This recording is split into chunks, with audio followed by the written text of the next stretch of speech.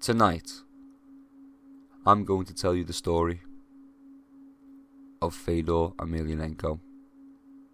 From his early days in the Soviet Union, through years of quiet dominance, and all the way to his final fights. There are no ads in this video. The visuals are dark and still. There's nothing you need to focus on.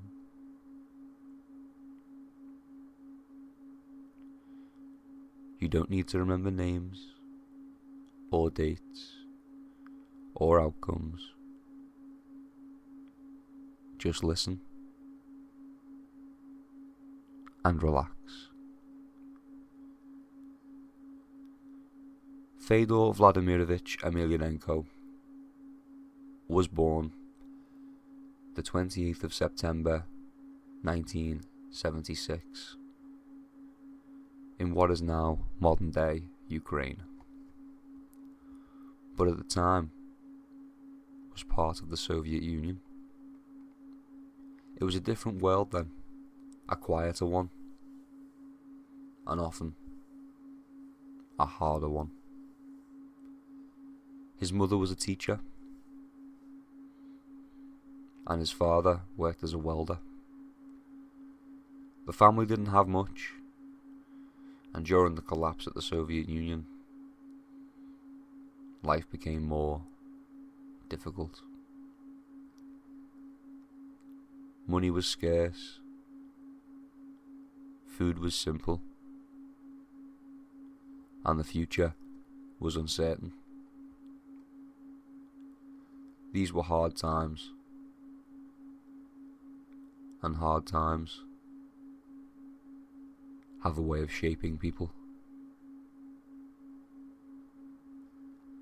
It wasn't until the age of 11 that Fedor found his way into martial arts. He began training in sambo and judo. At first, there was nothing remarkable about him. He wasn't the fastest or the strongest, and he didn't stand out in the gym. The coach would later describe him as unremarkable, but Fedor kept showing up day after day, week after week, year after year. While others came and went, Fedor stayed. He trained quietly, rarely speaking, rarely complaining. Outside of training, he focused on his education. He studied and became an electrician, and later joined the military. First, as a firefighter, and later as part of a tank division. Even during his service, he continued to train. Through long days and cold nights, he kept returning to the mat. Slowly, almost imperceivably, he was improving. By 1997, that dedication began to pay off. Fedor received the title of Master of Sport. In both sambo and judo. He joined the Russian national team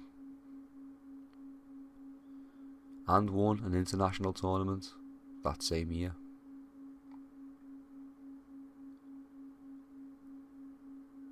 But funding was limited, and by the year 2000, Fedor made a decision. He left the national team and stepped into a new world. Mixed martial arts. His first stop was Japan,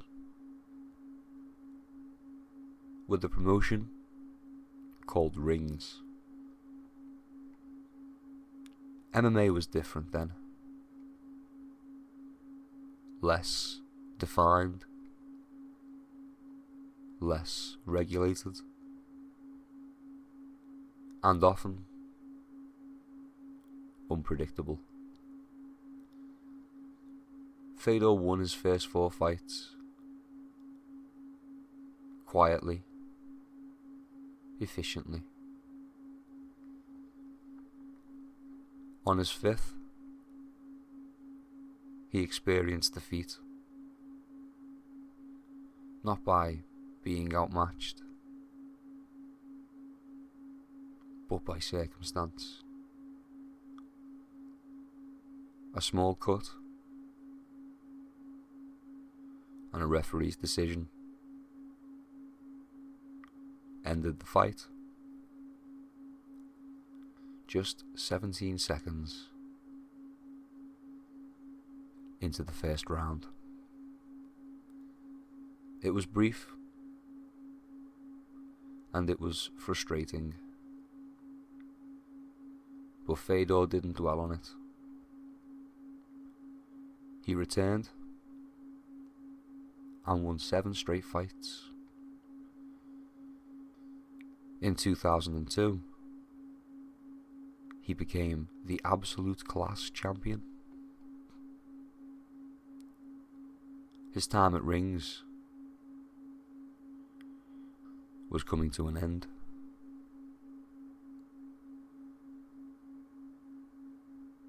By the early 2000s, there was no bigger stage in mixed martial arts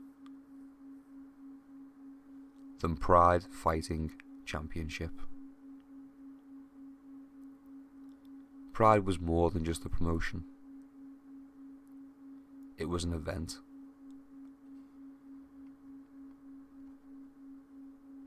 Massive arenas, long entrances, and a sense that anything could happen. This is where the best fighters in the world competed. And this was where Fedor Emelianenko would spend the most important years of his career.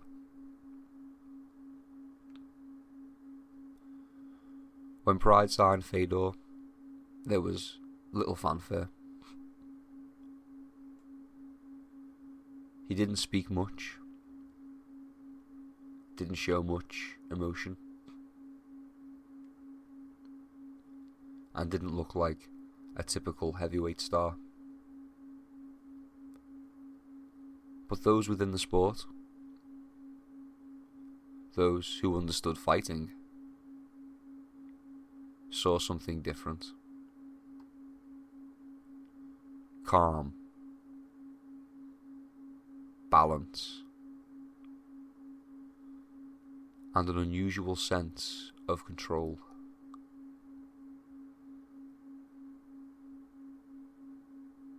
Fedor fought his first bouts in Pride quietly, efficiently, without theatrics. And after just 2 fights, Pride made a decision. They matched them against their reigning heavyweight champion, Antonio Rodrigo Nogueira, often called Minotauro. At the time, Nogueira was one of the most respected fighters in the world. He was durable, skilled on the ground, and dangerous in scrambles. Many believed if the fight went to the mat, Nogueira would have the advantage. But from the opening moments, it was clear.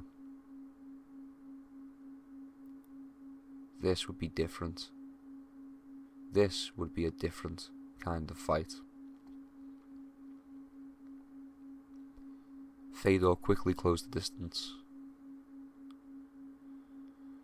took Nogueira down, and settled in top position. Again, and again, and again. Each time, Nogueira looked for submissions, for some space, for movement,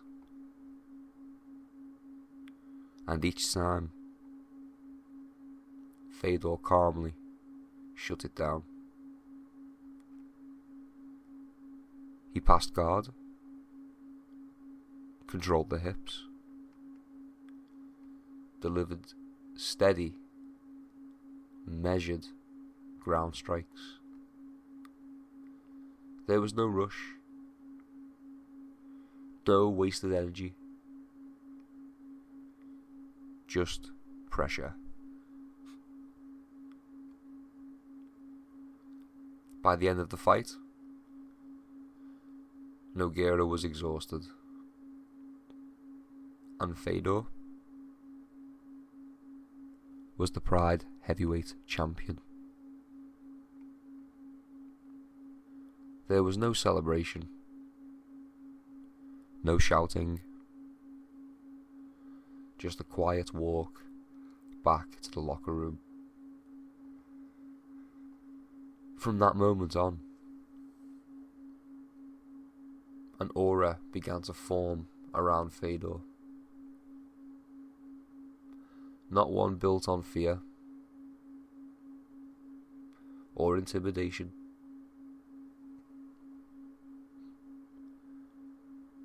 but on inevitability. Fedor defended his title against a wide range of opponents. Strikers, grapplers, brawlers, different styles, same result. What stood out was how little he changed. His expressions remained calm, his movement efficient, his approach methodical. Even as the pressure of being a champion grew, Fedor seemed untouched by it. Behind the scenes, Pride was a complicated place. It was powerful, influential, and deeply connected to organised crime in Japan. Loyalty mattered. Exclusivity mattered. and control was expected. Fedor, by nature, was independent and had never signed an exclusive contract, and at times continued to fight outside of Pride. This created tension. Promoters worried. What if their champion lost elsewhere? It would damage Pride's reputation. And worse, it would embarrass the people who stood behind it. Eventually, that tension came to a head. Late one night, in a hotel in Japan, Fedor and his manager were confronted.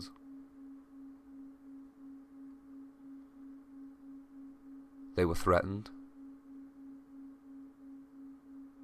and pressured into signing an exclusivity agreement. It was not a situation Fedor wanted, but was one he accepted. From this point on, his path was set. Fedor continued to fight for Pride, defending his title and adding to his legend.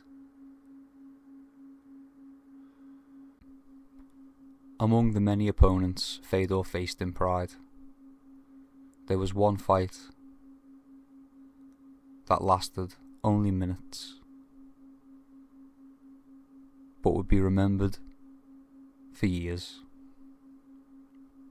Kevin Randleman, a former UFC heavyweight champion and one of the most explosive athletes the division had ever seen. Shorter than most heavyweights, but thick, powerful, and fast. Randleman was a wrestler by background, an NCAA Division I champion, but with a style built on force and sudden movement. Where Fedor was calm, Randleman was violent. Where Fedor conserved energy, Randleman spent it freely. The fight took place in 2004 at Pride Critical Countdown, with Fedor defending his heavyweight title. From the opening moments, the contrast was clear. Randleman moved quickly, cutting distance, looking to engage. Fedor stood, relaxed, hands low,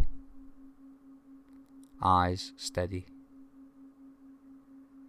There was no rush, no visible tension, just awareness.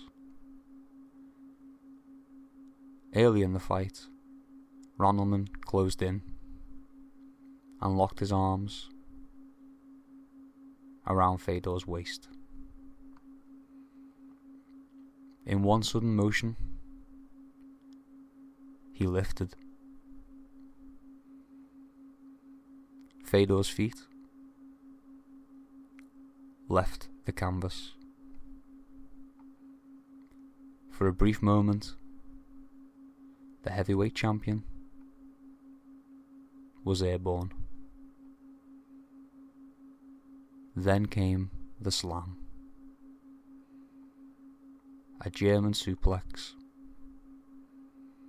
thrown with everything Randleman had. Fedor was driven, head and shoulders first, into the mat. The sound echoed through the arena. The crowd inhaled all at once. For many fighters, this would have been the end. A slam like that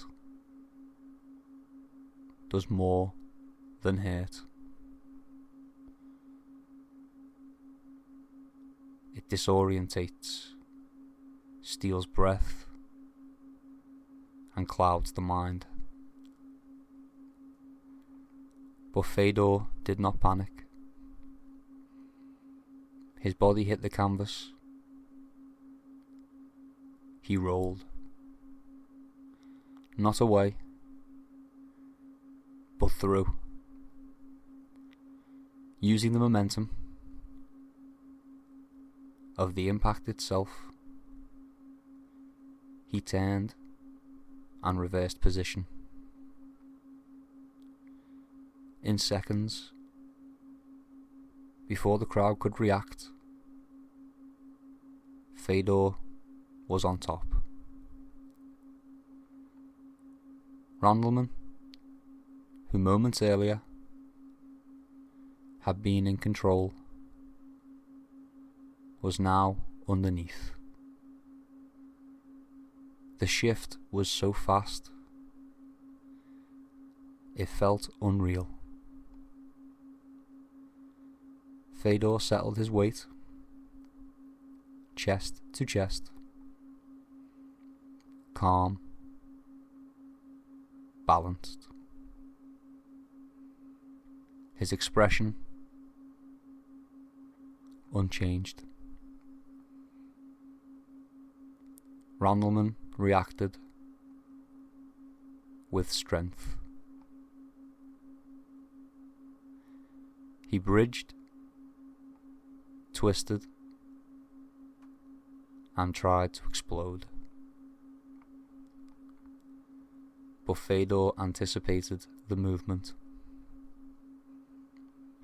He adjusted, slid his hips, and began isolating an arm.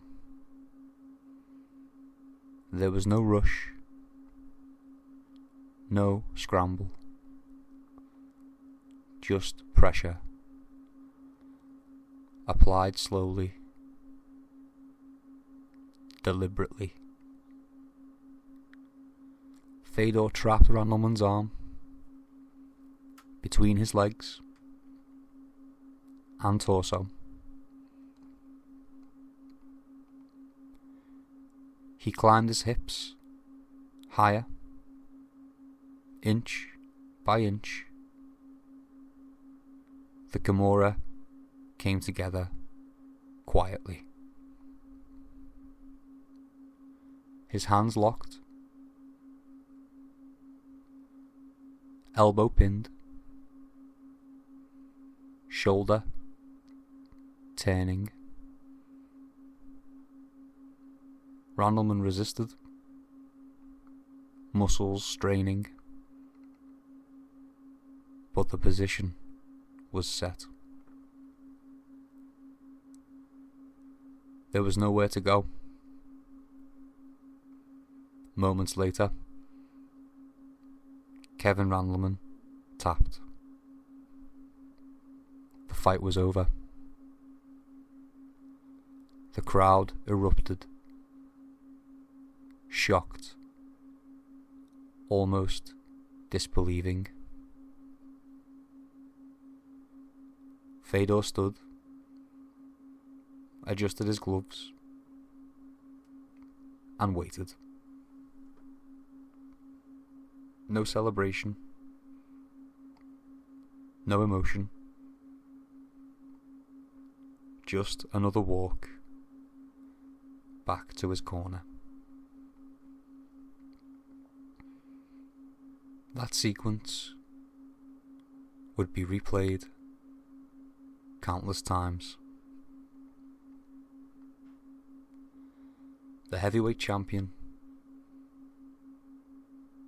dropped on his head and submitting his opponent seconds later.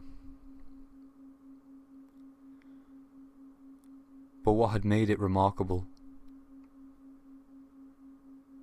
was not strength or technique. It was the calm. Fedor had not avoided danger. He had passed through it without hesitation, without fear. In that moment, his reputation grew. Not as a fighter who could dominate from safety, but as one who could remain composed even in chaos. Against Kevin Randleman, Fedor Emelianenko showed that control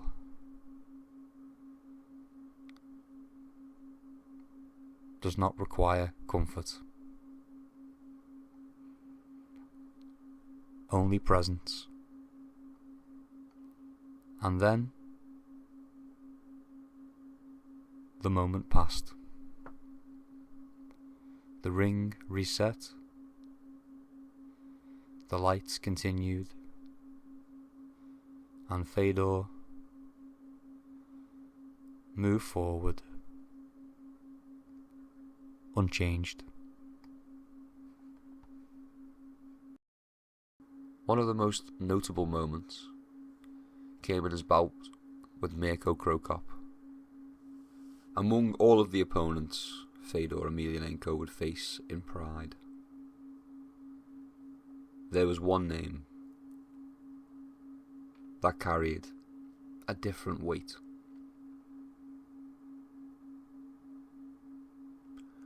Mirko Filipovic, known simply as Cro Cop. Before entering mixed martial arts, Mirko had been a professional kickboxer.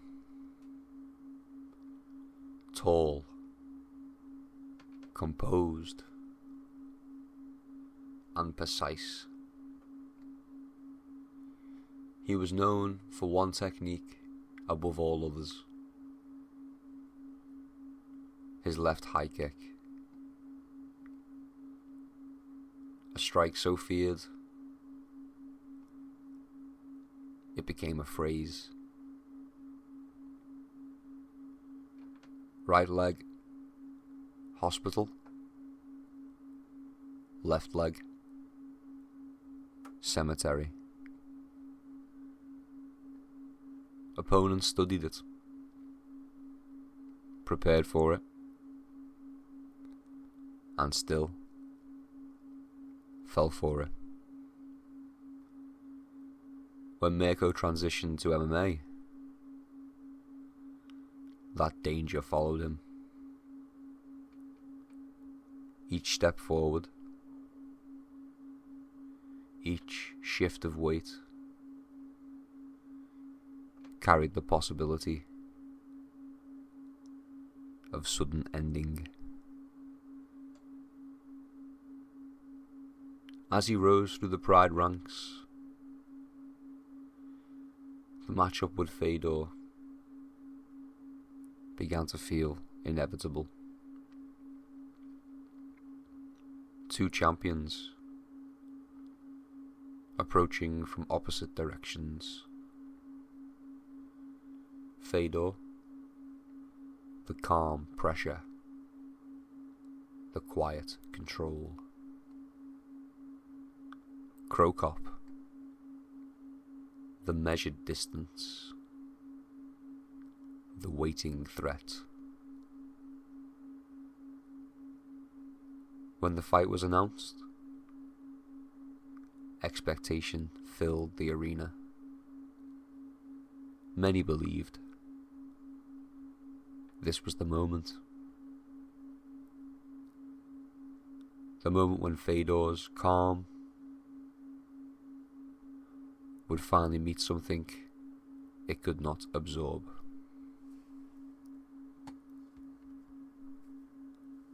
The fight took place in August of 2005, inside a packed Pride arena, with tens of thousands watching. As the opening bell rang, there was no rush. Both men stood patiently, measuring distance, testing reactions. Krokop circled, light on his feet, looking for angles. Fedor moved slowly, cutting space, step by step. No wild exchanges, no early explosions, just observation. Fedor knew the danger, and he respected it. He avoided the left kick, kept his guard high, and stayed just outside of striking range. When Krokop attacked, Fedor answered with pressure, clinching, wrestling, forcing the fight closer. Each time Mirko created space, Fedor calmly closed it again. Round after round, this rhythm continued. Krokop landed strikes, sharp and accurate. Fedor just absorbed them, adjusted, and kept moving forward. The fight was tense, technical, and exhausting. There were moments where the outcome felt uncertain. Moments where a single kick could have changed everything. But it never came. Instead, the fight became a test of endurance and will. Fedor pushed the pace, forcing exchanges, and mixed his wrestling with striking. Krokop defended well, but slowly. The momentum shifted. By the final round, both men were fatigued.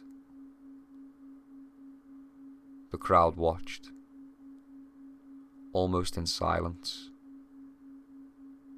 as the minutes passed. When the final bell rang, there was no celebration.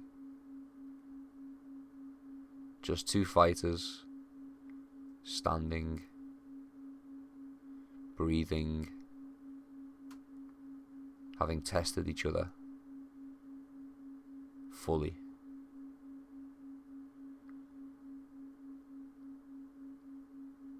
The judges awarded the decision to Fedor Emelianenko. It wasn't a knockout. It wasn't sudden. But it was decisive. That night, Fedor didn't defeat Krokop by avoiding danger. He did it by walking through it, patiently and without panic. For many fans, this cemented Fedor's legacy. Not because it was spectacular, but because it was controlled. He had faced the most feared striker in the division and remained calm from start to finish. Afterward, Fedor spoke little. As always, Krokop showed respect. Two professionals who understood exactly what had taken place. And slowly, the moment passed. The crowd emptied. The lights dimmed. And the Pride Ring stood quiet once more. Many believed this was the man who could finally defeat Fedor. The fight was tense, technical, and closely contested. But once again, Fedor found a way. He pushed the pace, mixed his wrestling with striking, and edged out a decision victory.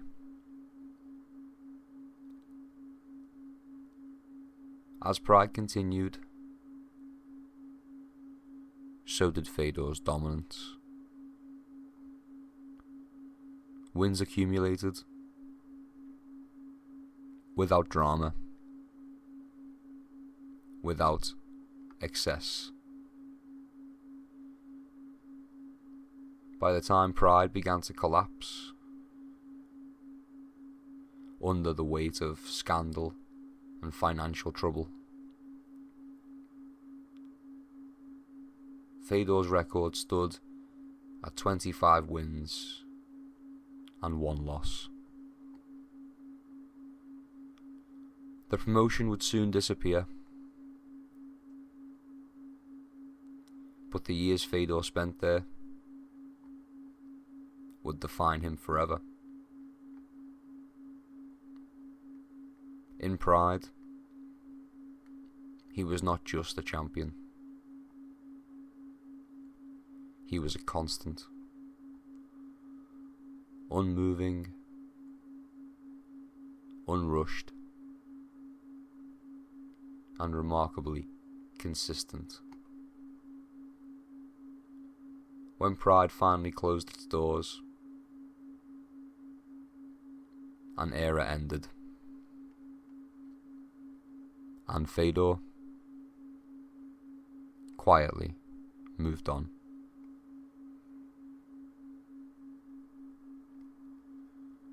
After pride fell, Fedor moved between promotions: Affliction, Strikeforce, Bellator,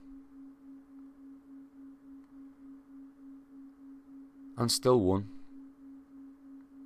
often impressively. But time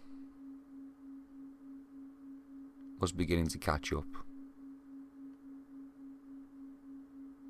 Losses came, mostly later, when his prime had passed.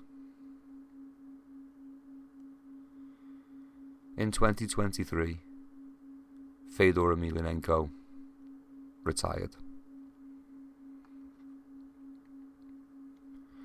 His final record stood at 40 wins and 6 losses. A career defined not by noise, but by consistency.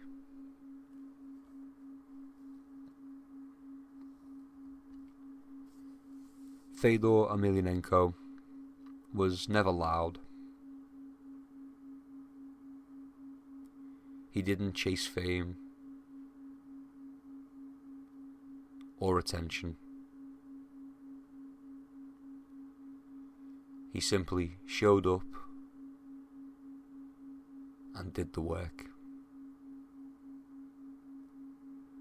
And in doing so, became one of the greatest